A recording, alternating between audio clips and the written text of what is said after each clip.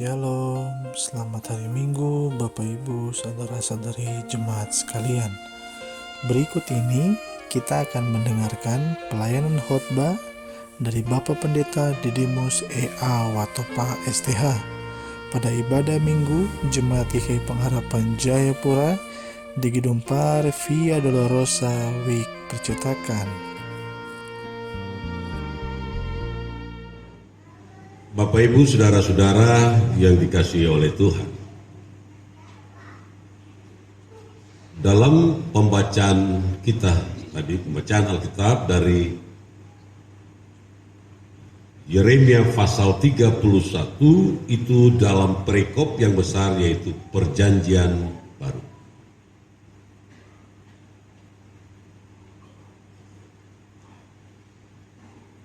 Apa yang terjadi dengan perjanjian yang lama? Karena kalau ada perjanjian yang baru, perjanjian antara Tuhan dengan umatnya Israel, maka apa itu perjanjian yang lama? Ini harus kita ketahui. Di ayat 31 di sana dikatakan, sesungguhnya akan datang waktunya, demikianlah firman Tuhan, aku akan mengadakan perjanjian baru dengan kaum Israel dan kaum Yehuda. Dari ayat ini, maka kita akan bertanya, kalau begitu, apa isi perjanjian yang lama itu?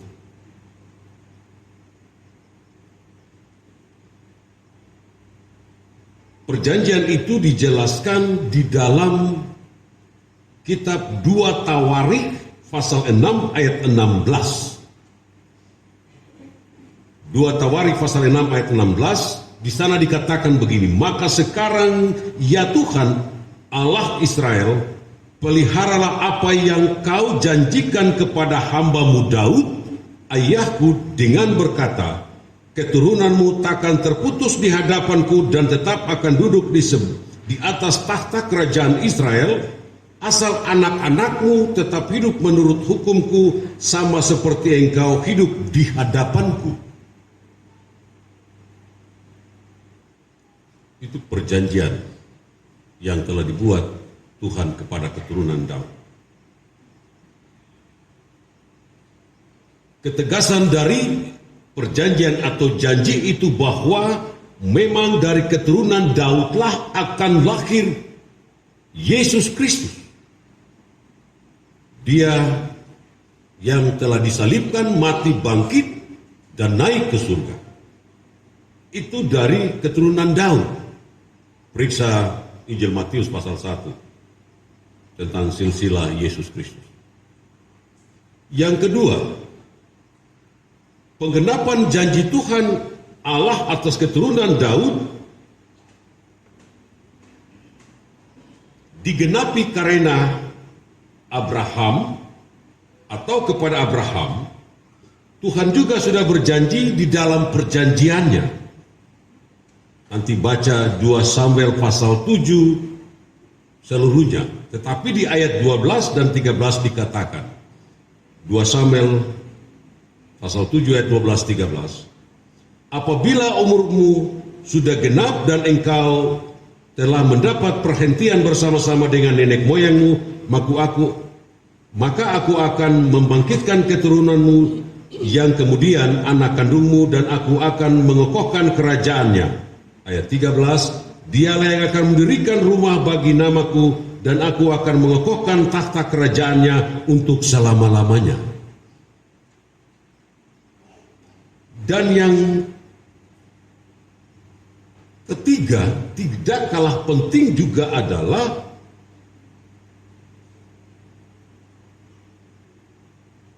yaitu tentang sunat. Tuhan mengadakan perjanjian dengan bangsa itu melalui sunat. Dan inilah sunat yang pertama, perjanjian yang pertama.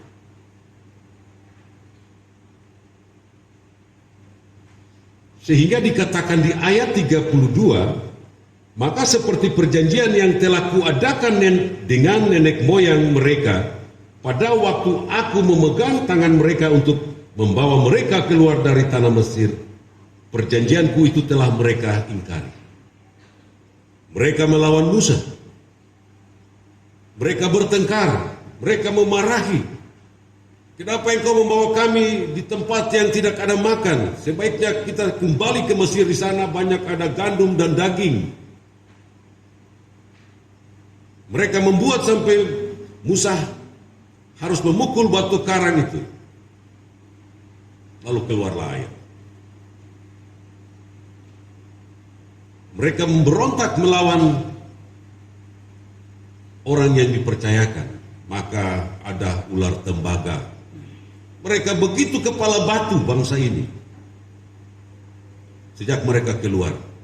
Padahal mereka itu sudah disunat. Dan di dalam perjalanan ketika mereka mau ke Kanaan, banyak orang itu sudah tidak sampai. Mereka yang lahir di pertengahan jalan itulah yang mereka masuk. Karena itu ada dikatakan tentang sisa Israel yang setia. Mereka ini belum disunat. Nah, mereka inilah yang masuk di dalam perjanjian yang kedua yang dilakukan oleh Yosua.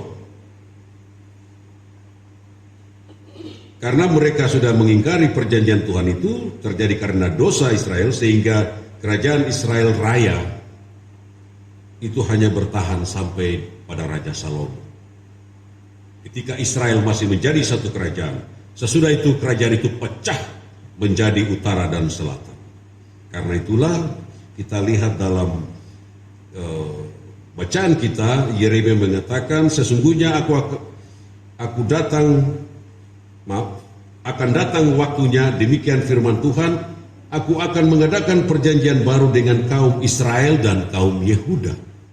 Ini antara kerajaan utara dan kerajaan selatan. Jadi Israel menjadi satu ketika Raja Salomo. Oleh karena bangsa ini begitu melawan Tuhan, maka dua kerajaan itu menjadi pecah, menjadi kerajaan Israel dan Yehuda. Bapak Ibu saudara-saudara yang dikasihi oleh Tuhan.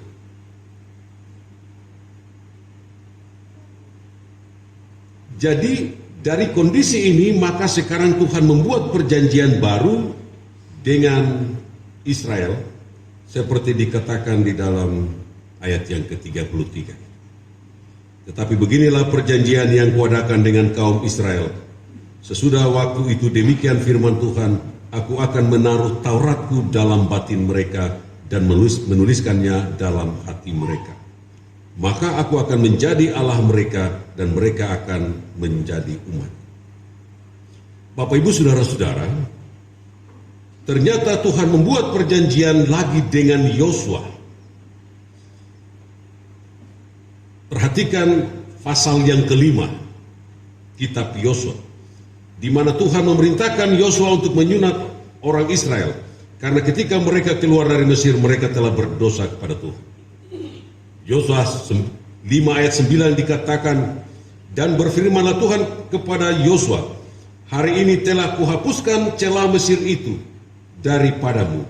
Itulah sebabnya nama tempat itu disebut Gilgal sampai sekarang. Jadi perjanjian itu dibaharui oleh Yosua ketika mereka mau masuk tanah Kanaan, karena bangsa yang kepala batu itu membuat Musa tidak masuk ke tanah itu, tapi hanya sampai di Bukit Nebo, dan Yosua lah yang memimpin bangsa itu. Karena itu mereka yang lahir di tengah perjalanan itu mereka tidak disunat. Jadi Bapak Ibu saudara-saudara, dalam perjanjian lama, bahwa sunat adalah tanda perjanjian Tuhan dengan umatnya, yaitu tanda kepemilikan Tuhan atas umatnya bagi setiap orang yang disunat. Maka dalam ayat 34 dikatakan, dan tidak usah lagi orang mengajar sesamanya atau mengajar saudaranya dengan mengatakan, kenallah Tuhan, sebab mereka semua besar kecil mengenal aku. Demikianlah firman Tuhan, sebab aku akan mengampuni kesalahan mereka dan tidak lagi mengingat dosa mereka. Ini tentang perjanjian yang lama. Bapak Ibu Saudara-saudari, satu hal yang penting dalam bacaan ini adalah bagaimana cara Nabi Yeremia menyampaikan nubuat di ayat 31. Aku akan menaruh Tauratku dalam batin mereka dan menuliskannya dalam hati mereka. Ini kalimat yang begitu penting. Katakanlah Bapak Ibu di rumah punya kotak, lalu menyimpan sesuatu di dalam, lalu tulis jangan buka. Batin dan hati. Tentu ini sesuatu yang beda sekali. Seperti kalau kita mengerti secara letterlek, secara harafiah, bahwa Tuhan menaruh Taurat itu di batin manusia dan menuliskan di hati. Mengapa begitu? Sebab kita tahu bahwa tentang hukum Taurat itu sendiri, pertama kita mengenal tentang 10 hukum Tuhan. Tetapi juga ada peraturan-peraturan yang dilakukan dengan umat Israel itu. Nah, hukum Taurat atau hukum inilah yang ditaruh di dalam batin. Batin ini adalah di dalam hati. Di dalam hati itu ada batin. Batin kita adalah sesuatu yang paling dalam di dalam hati, dan itu tidak pernah salah. Di sanalah Taurat itu ditaruh. Pernahkah Bapak Ibu pernah mengatakan begini? Sebenarnya tadi saya mau pergi ke sana, tapi hati kecil saya bilang tidak. Waduh, tadi kalau saya sampai di sana, saya ditabrak.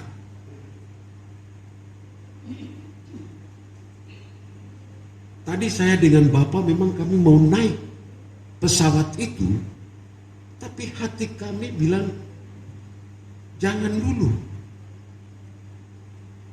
Ternyata pesawat itu meledak.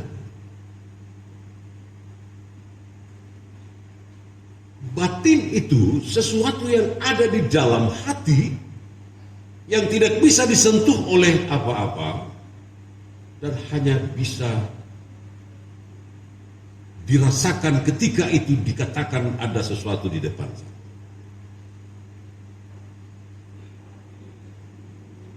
Jadi sebenarnya semua yang terjadi di dalam kehidupan itu, pergolakan antara yang baik dan yang tidak, itu memang ada di dalam hati. Tetapi itu belum menyentuh batin. Karena itu bukan saja ditaruh di batin, tetapi juga ditulis di hati. Di dalam pengertian inilah, di dalam pengertian perjanjian lama dalam nubuat Yeremia ini, lalu bagaimana dengan perjanjian baru? Ketika perjanjian lama itu dibaharui, maka sunat tidak lagi penting. Tetapi di dalam kehidupan kekristenan kita mengenal bahwa sunat itu telah diganti dengan baptisan. Yaitu setiap orang percaya yang dibaptis, dia juga sudah disunat menurut sunat Kristus, yaitu mati bangkit bersama Kristus. Itulah sebuah perjanjian yang baru, dan Rasul Paulus mengatakan bahwa kita yang percaya kepadanya, kita telah disunat dengan sunat Kristus, yaitu bahwa kita juga telah dibaptis di dalam kematian dan kebangkitannya. Dengan begitu maka diikat dengan perjanjian yang baru, yaitu kita semua dijadikan untuk masuk di dalam kerajaan itu. Keselamatan kekal yang tersedia. Jadi seperti sunat sebagai tanda kepemilikan orang Ibrani, maka jangan ajar mereka, mereka juga tahu. Karena itu aku taruh itu di batin mereka.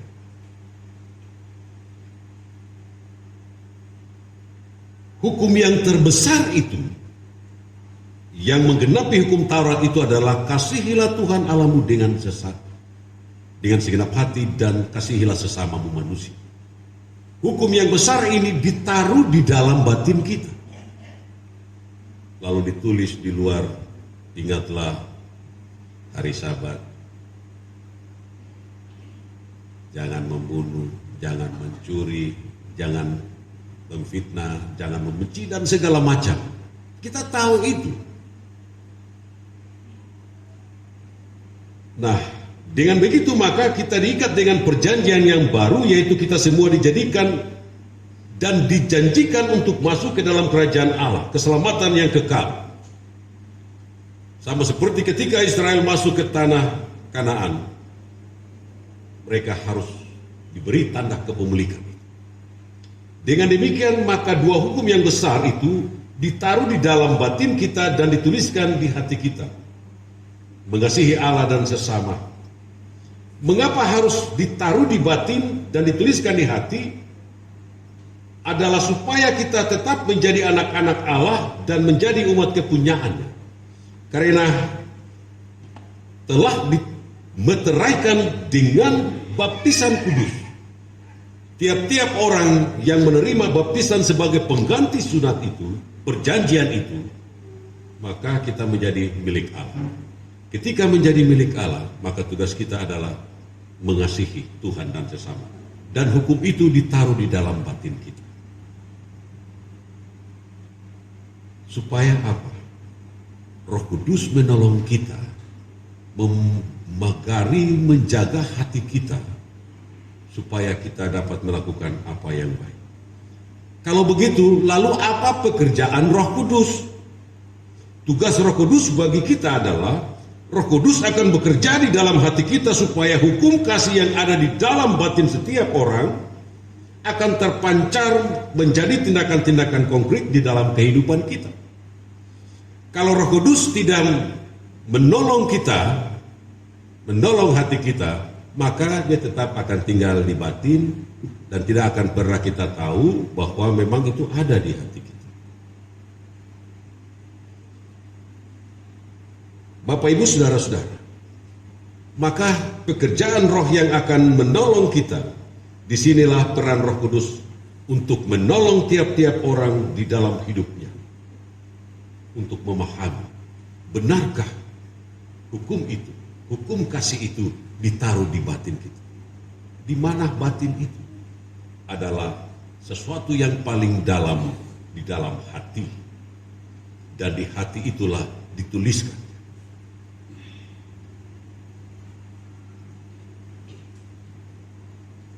Pernahkah kita juga tahu, mendengar ada orang yang mengatakan, saya tahu, saya memang mengasihi dia, tapi kelakuannya yang membuat saya harus pukul dia.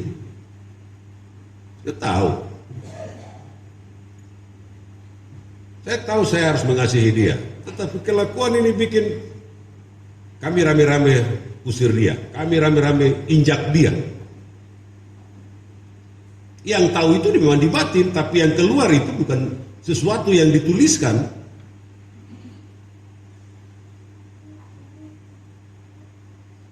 Atau tiba-tiba ada orang yang katakan, Bande, tadi saya waktu kecil saya terang mau pukul dia, tapi karena rame jadi terus sudah saya itu sampai dia ini picat. Bukan. Kenapa? Rame jadi. Padahal tetangga. Bukannya dilindungi, memang hati itu akan menggerakkan kita untuk melakukan ketika Roh Kudus tidak lagi mengontrol karena pikiran dan semua emosi itu meluap, sekalipun itu ada di dalam batin. Saya tahu saya akan mengasihi dia, tapi dalam bahasa rame jadi kita ngajar saja, selesai. Bapak, Ibu, saudara-saudara yang saya kasih. Memang dalam kehidupan kita tiap-tiap hari, baik sebagai pribadi, keluarga, tapi juga sebagai